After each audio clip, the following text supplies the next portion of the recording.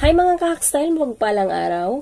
Mabagal ba ang internet connection mo? Hindi naka-YouTube, Facebook ng maayos, puro na lang loading. Kaya walang gana at naiinis tayo sa harap ng ating laptop.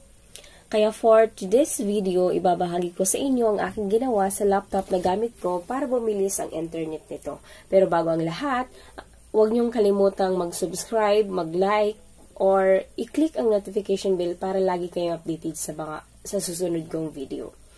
Okay, una natin gagawin ay punta tayo sa search box. Ayan, dito.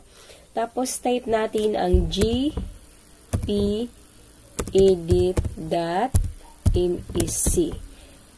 Tapos, enter. Ayan, itong lalabas sa Windows natin. Dito, meron tayong makikitang dalawang group category. Yung computer configuration at yung user configuration dito sa local computer policy. Tapos dito, ang pipiliin natin ay administrative templates sa baba ng computer configuration. Ayan, i-click natin yung administrative templates. Tapos dito, may makikita kang network. Click natin yung network. Ayan, click ko yung network. Tapos dito sa baba ng network, hanapin natin ang QoS Packet Schedule. Ayan, tapos ito yung lalabas. Dito kasi sa Windows na to, meron siyang ni-reserve, meron siyang ni-reserve na 20% bandwidth internet speed. Bali, yung nagagamit lang natin ay 80%. Kaya may ni-reserve siya na 20%. So, i-click natin tong limit reservable bandwidth kasi not configured pa siya. So, ayan, click natin to para makuha natin yung 100%.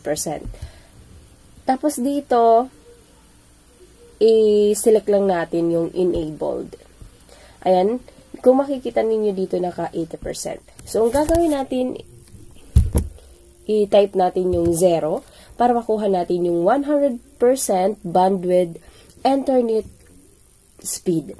Ayan, tapos kung tapos na, i-click lang natin yung apply. Okay.